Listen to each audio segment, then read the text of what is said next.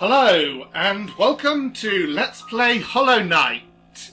This is a project I've been meaning to do for quite a while, but I've finally gotten around to starting it, spurred by the news that Silksong might be coming out later this year. Don't hold me to that or anything. This is all in the territory of vague rumours at this point. So, I've decided I would really love to do a blind Let's Play of Silksong when it comes out, and that is just so nerve-wracking, the idea of putting my first playthrough of a game in front of an audience. So, to ease myself into the idea of doing that, I'm going to start with a Let's Play of the first game. As you can see, I have played this game before, all the way to completion. So this will not be a blind Let's Play, and to be honest, I had a bit of doubt about doing this, because this is the kind of game for which, if you're going to watch someone play through it at all, I think a blind Let's Play is a much more interesting experience, so why would anyone watch this? Well, maybe someone wants to watch me play through it when I've... Maybe someone wants to watch the experience of playing through it again, knowing where everything is, and talking through some of the strategies, things like that. Anyway, I'm going to give it a go, and obviously starting from the new game slot. So, Steel Soul is a mode where if you die, you lose that save file. That is very bad for Let's Playing, so we're just doing classic.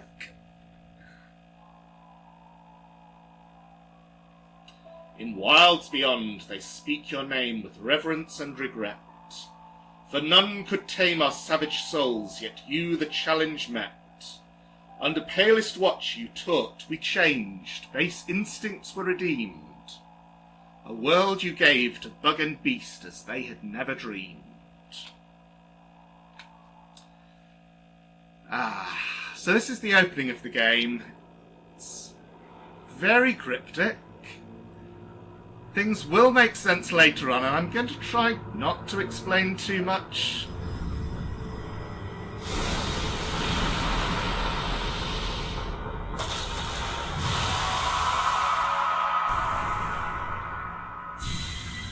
But that is very ominous, and that's clearly something that is presented in a way that makes it clear that is going to be a major objective of the game.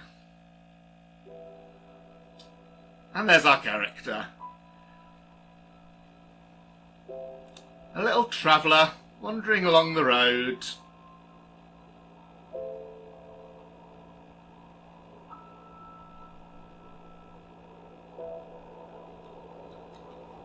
Maybe getting somewhere? Those enormous blank eyes. Oh, there we go.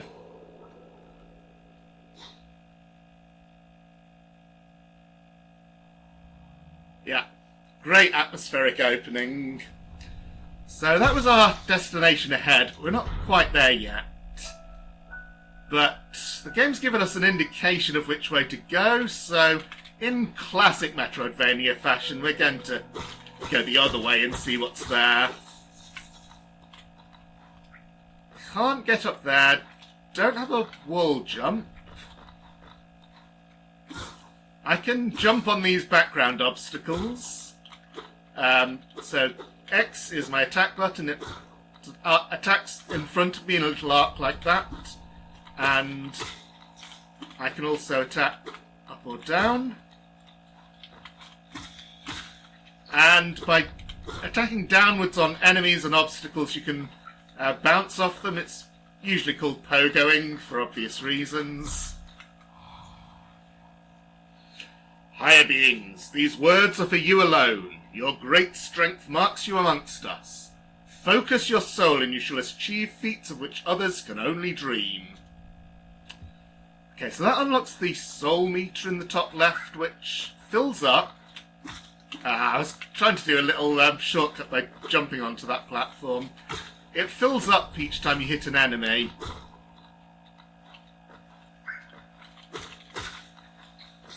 And we'll see what it's for later on. These little rocks I'm hitting add to the numerical meter, which is the currency of the game. It's called Geo. There we go. So now that I've been hit, it tells me hold A to focus, and that's the heal. So when the soul meter is full, that's enough soul for 3 heals. In case it's not obvious, heals of my health is indicated by the row of masks.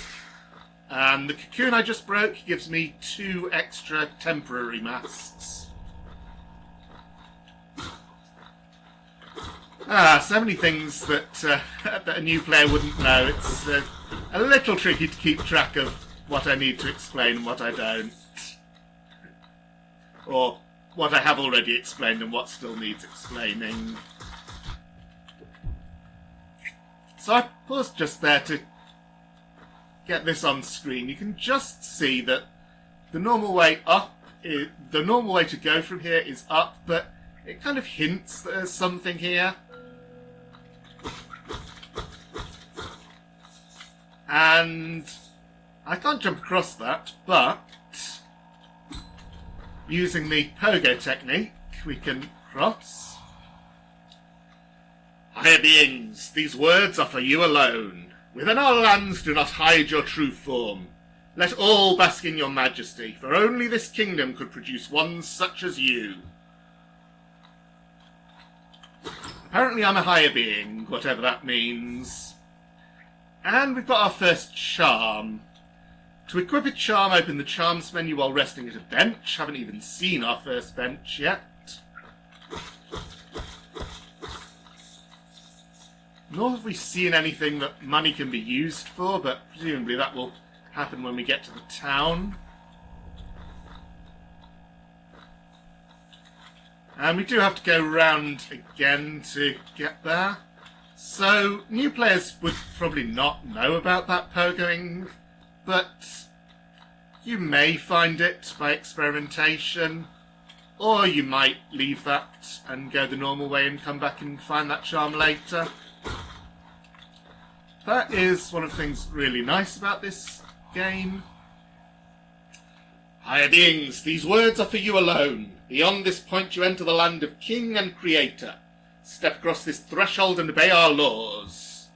Bear witness to the last and only civilization, the eternal kingdom, Hallownest. Doesn't actually say what the laws are, by the way, so I hope breaking all these objects in this door is not against them.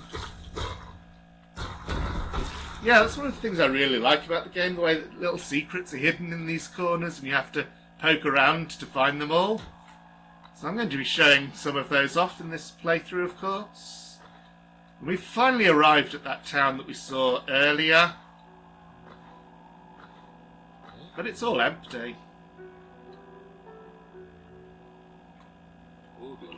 Hello there, traveller. I'm afraid there's only me left to offer welcome. Our town's fallen quiet, you see. With the other residents, they've all disappeared, headed down that well, one by one into the caverns below. Where it used to be, there was a great kingdom beneath our town. It's long fell to ruin, yet it still draws folks into its depths. Wealth, glory, enlightenment. That darkness seems to promise all things. I'm sure you too seek your dreams down there. Well, watch out. It's a sickly air that fills the place. Creatures turn mad and travellers are robbed of their memories. Perhaps dreams aren't such great things after all. So at the moment we haven't been given any direction as to why we're here, what we're doing, what our goal is. All will become clear. So this is the charms menu. Go around our inventory of charms, of which we have only one. Equip it. It takes up 2 of the notches that you can see just there. And this one gives me more strength when close to death. So it actually has no effect until you're all the way down at 1 hit point. So really, you want to be above that most of the time. So it's not the most useful charm, but it's a nice thing to have gotten straight off. Here's the well that he talked about, so of course we're going to go down there. First, let's look around. a wide empty space, a door at the end, which is locked. And that's all. So the game is very clearly telling us to go down the well, even though at the moment we have no idea why, what we're expecting. But let's find out.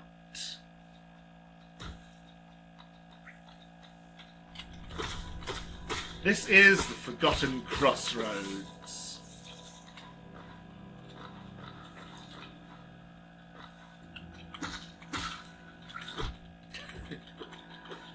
Some simple enemies, so these ones go back and forth, and the white one circled around the platform. Maybe I should have tried a bit harder to show that off before fighting it, and these ones bounce around pretty much in straight lines and then choose a new direction when they hit a wall.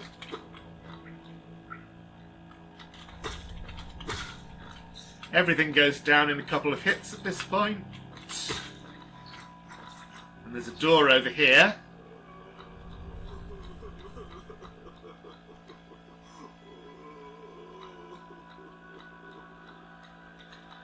He doesn't sound very happy, but there's nothing we can do for him yet. So, these enemies have respawned, so that's a good indicator that things will respawn on room transitions.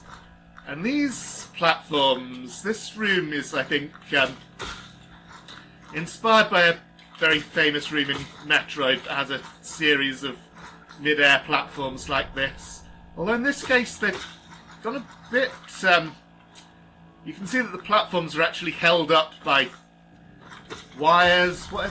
I'm not sure the best word for those, but anyway, they've put in some effort to make it a bit more realistic, and I appreciate that.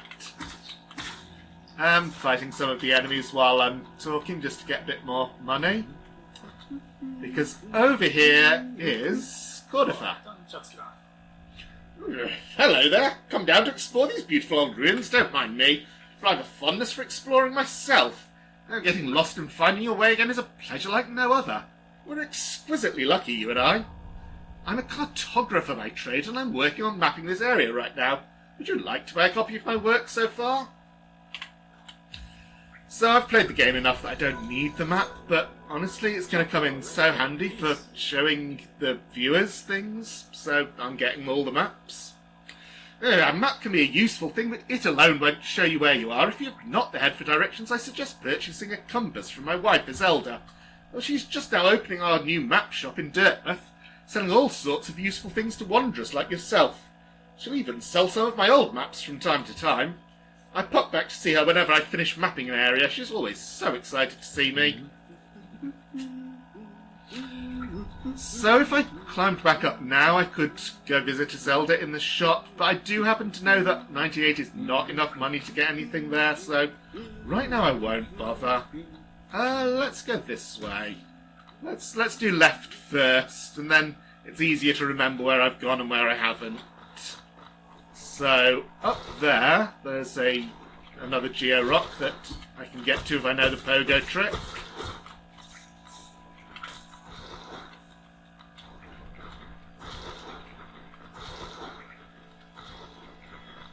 I think these worm enemies are called gomes. Oh, fell in the acid. I'm not as bad at the game as you might guess from this, but I am very out of practice. So that monster just floated around in the air, and here's our first grub. So if you notice a similarity between that grub and the crying monster earlier, you might guess that those are connected, and indeed they are. So let's go back and talk to him.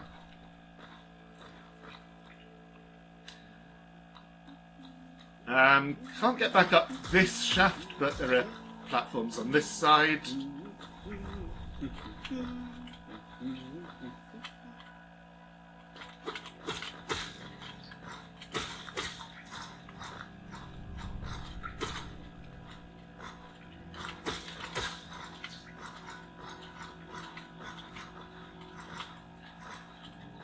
I'm not bothering to heal right now because I really don't need to. We'll see if I can get away with that.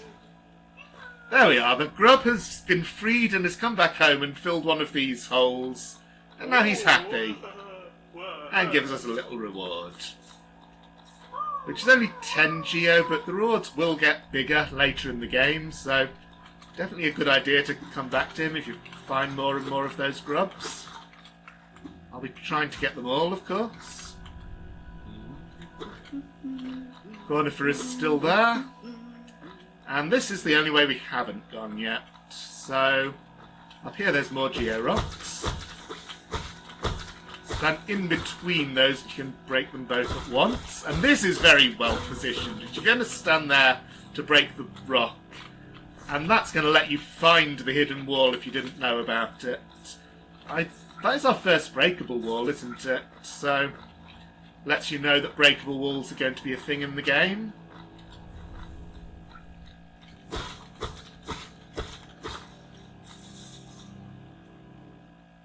And it leads to this, which is not acid, it's actually nice steamy water in which we can heal. The bench would also heal us, if we weren't already. Okay. And as soon as I drop down here, I get locked in. It's the first arena in the game.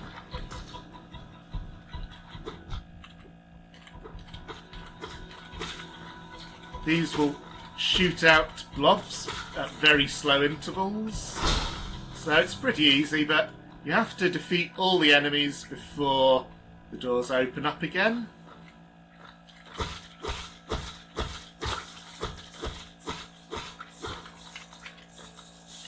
And this room's very interesting. Because I can't jump there.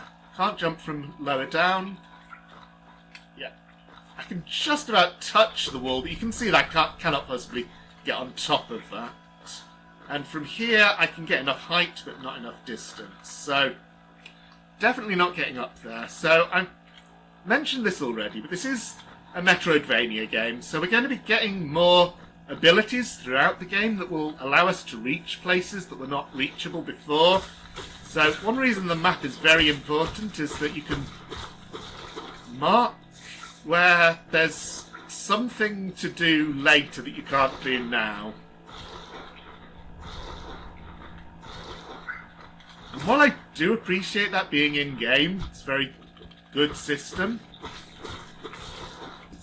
I'm also a big fan of games that encourage you to make maps and notes on paper. I find that really fun. But in the modern era, games tend to put that in game more often than not. So there's a lot of these georocks around the Crossroads. I'm trying to get as many of them as possible because I will want to buy some things very soon.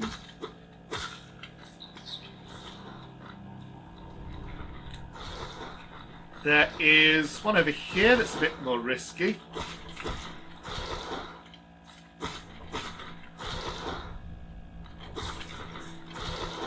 How much of this can I get? Well, I did take a hit, but I got all the geo. So each georock takes 5 hits to break. And this sign looks interesting. Let's go and see what it's pointing to.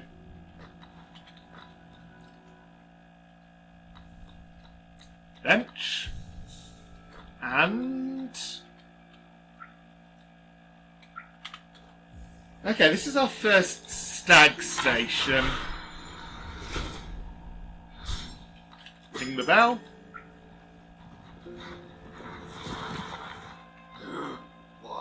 Greetings, little one. It's been an age since I last heard the ringing of a station bell.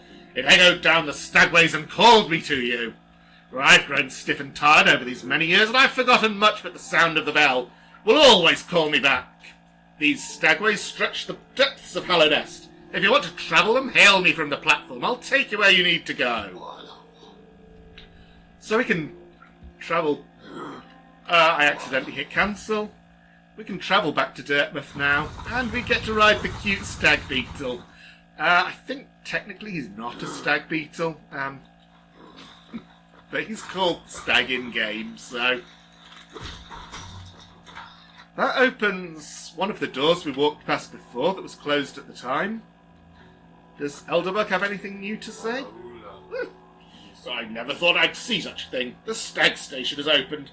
That building lay silent since before even my time. Oh, I've heard the tales of the glorious lines, a web of tunnels running all through the kingdom. And not that I'll be travelling them, mind you. I'm quite content where I am. I'm going to try to keep the voices consistent through this Let's Play, but there are a lot of them, and I will forget which voice I've done for certain characters. This is also open, so this is Zelda's shop. Bapanada. Come to buy a map, have you? It's really my husband you should be dealing with, but what a surprise, he's headed down below. He'll pop back occasionally to deliver new maps for the store. But I do wish he'd spend a little more time up here. I've not much interest in retail myself. Right, getting this quill. So that makes the map update when you find new things. It's pretty much essential. And these pins mark various types of thing automatically, which is really good. So because we've found a Stagway already, the Stagway pin is in the store.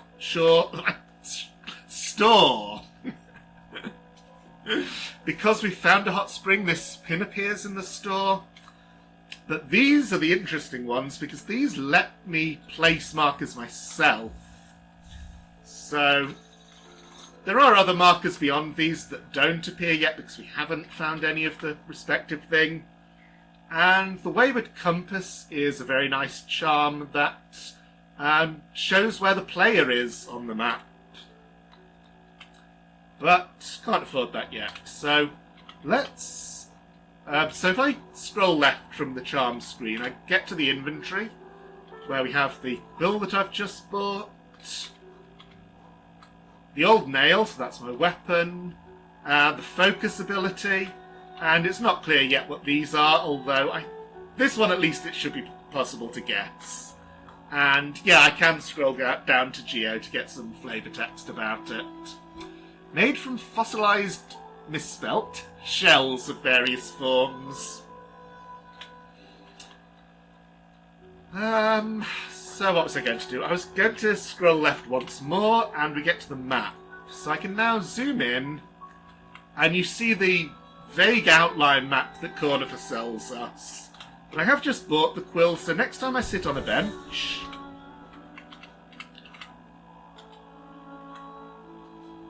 it fills itself in, so I'm not sure how clearly you'll be able to see this on the video, but areas that I've been through are now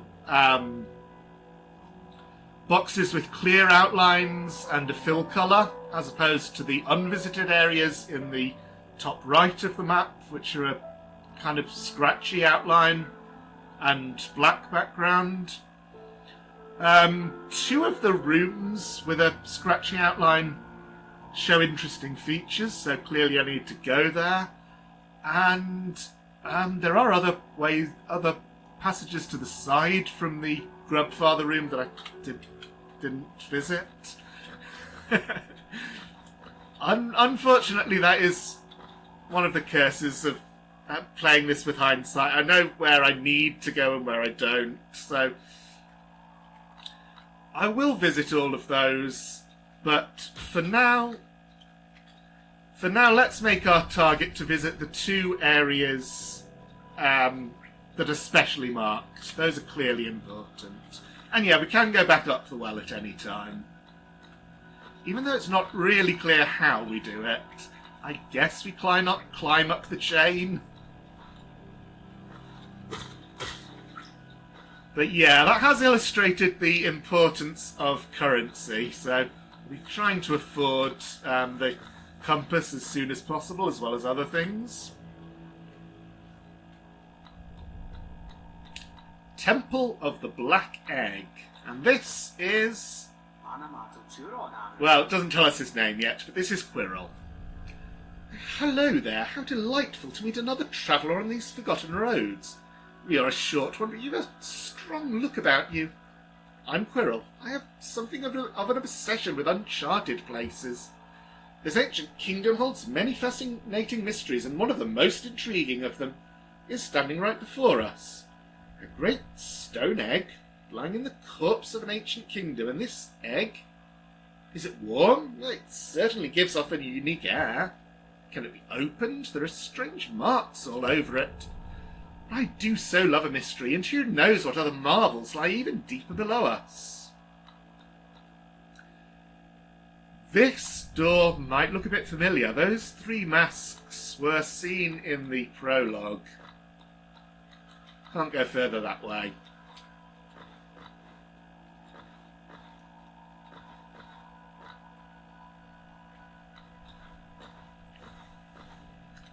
So that's clearly something of importance that's for much later. These guys are silly. They warm up and then charge towards us in such a little pottering about way. It's very easy to defeat them. And those ones are a bit similar, but take 3 hits to kill. Their little spiked horn doesn't actually do any more damage. It's just 1 damage each. But over here, here's our first serious threat of the game. So he can send up shockwaves and strike with the club. Now, I know how to dodge him, but if you don't, that club deals 2 damage. It's the first thing in the game that does. There we go. I wanted to show off the effect when you get damaged for 2. There's our second grub.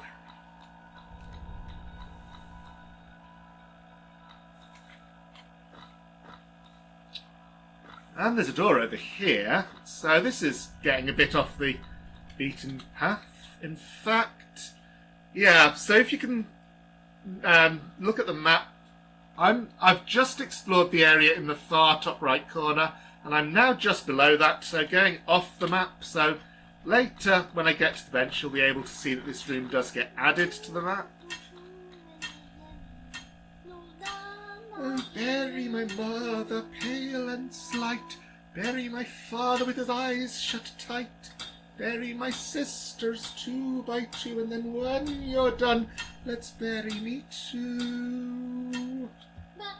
I only just made up the tune for that on the spot. I don't know if it has a canonical one. Aha, do you know that one? It's one of my favourites. We can sing something else if you like. You start singing and I'll join in. I bet you have a beautiful singing voice. So, what are you down here for? If you came to get wealthy, just look around you. These mines are still bursting with riches. There's plenty for everyone. Just grab a pick and join in. That's my lashes. Nice. But there are no picks around. There is an elevator.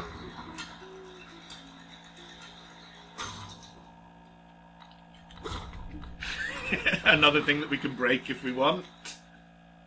Does that respawn? I don't actually know. Yes, it does.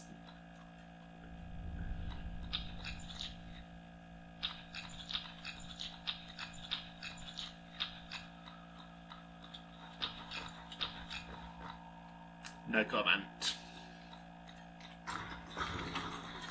And here's a little statue, so I'll show off what this does. You hit it and it refills your soul meter. In this case all the way, because I'd only used 2/3 of it.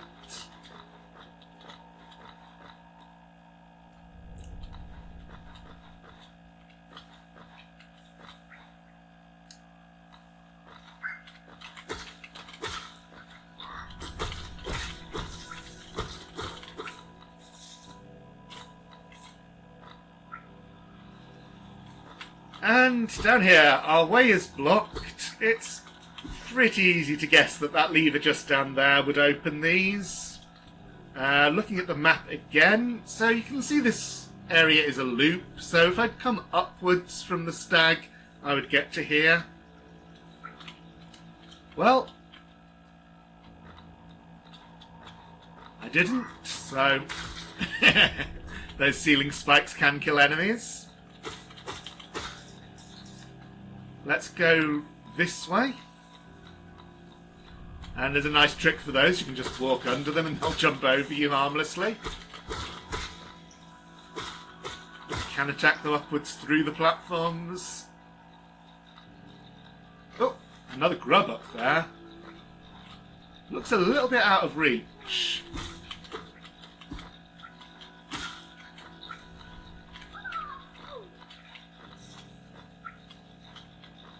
But if we're careful... I was not careful. If we're careful, we can do this. That's why I cleared out this guy first. All the enemy types do have names, by the way. I don't know all of them off by heart. And even the ones I do know, I'm keeping quiet about, because the game will have its way of revealing them a bit later. We'll get to that not this episode, in a couple of episodes' time. Talking of which, I've been going for almost half an hour. I'd like to reach a stopping point, and I think the stopping point's going to be where I've showed off what's in the other room on the map. So that'll be a bit longer than half an hour, but that's fine. I don't have a fixed intended length for episodes for this. Still do not have enough for the Wayward Compass. That's okay. There will soon be other things I want to get as well, so maybe won't even get the compass for a while. Oh, I know what I want to get.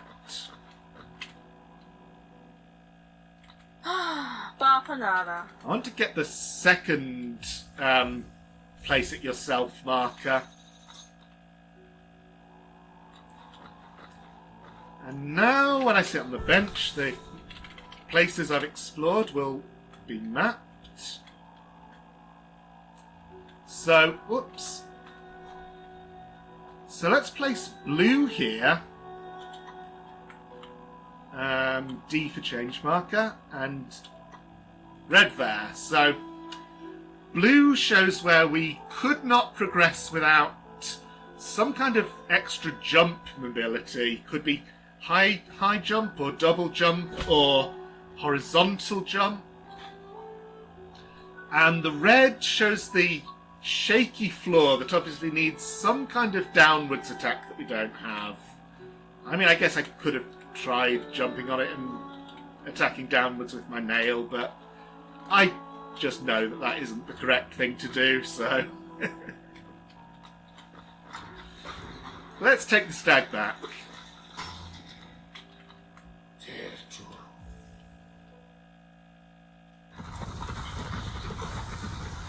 I hope this has been a little bit entertaining to watch. I have no idea who's going to watch this, how many people are going to watch this. I am going to try and get through the whole game, though, even if it's only for 1 or 2 people. I think it's worth it. So, this is the room we were just in, and by getting all the way to the top, we can open that lever. There is more to see, though. Over here, we get to a dark room. I could explore that in the dark, but it's really not worth doing. So, just the hint that one of the power-ups in the game will be a source of light. This is a breakable wall. Now, before I open it, I'm just wondering, is there any tell for that? Well, you can hear the grub noises from beyond, and I think that's meant to be how you find it. It really doesn't look any different to me. Yep, can kill both of those before they shoot. I'm going to leave that room later. Let's go and see what the other marked room on the map was.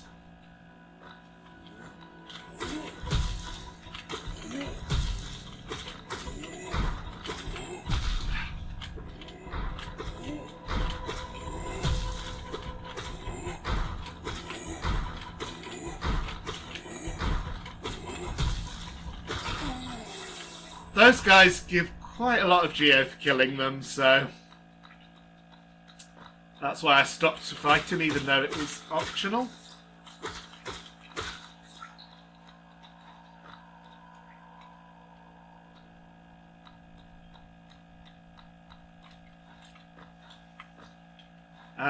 Can't show you on the map because I don't have the compass, but we are now in the marked room. And there's a big arena here, so No surprises really, this is our first boss.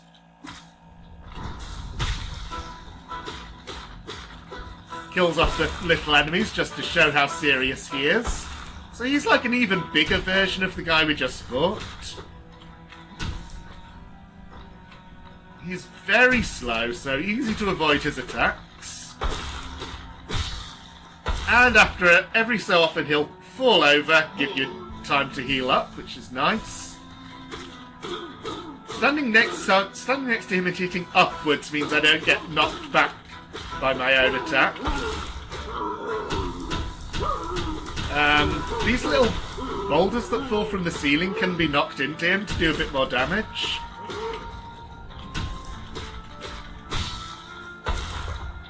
But overall, pretty easy boss. And that rage attack takes a while to wind up, so I get a couple extra hits in there.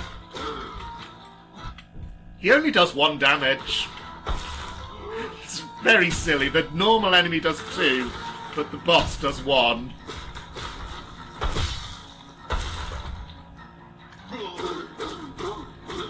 And instead of having a health amount, for this boss it's that you have to knock him down 3 times.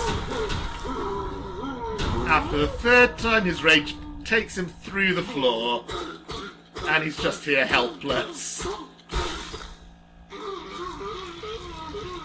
So that was False Night. We pick up the city crest. There's a chest here with a very nice reward of 200 geo. I can't climb up there.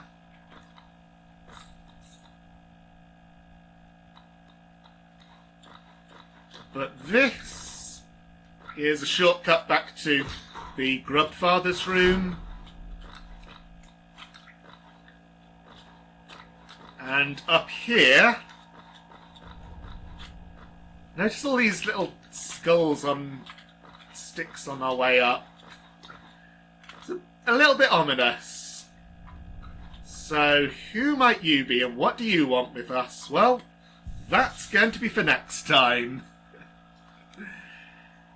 Whew, I really hope that at least a couple of people will find this entertaining and encourage me to keep going. Thank you for watching.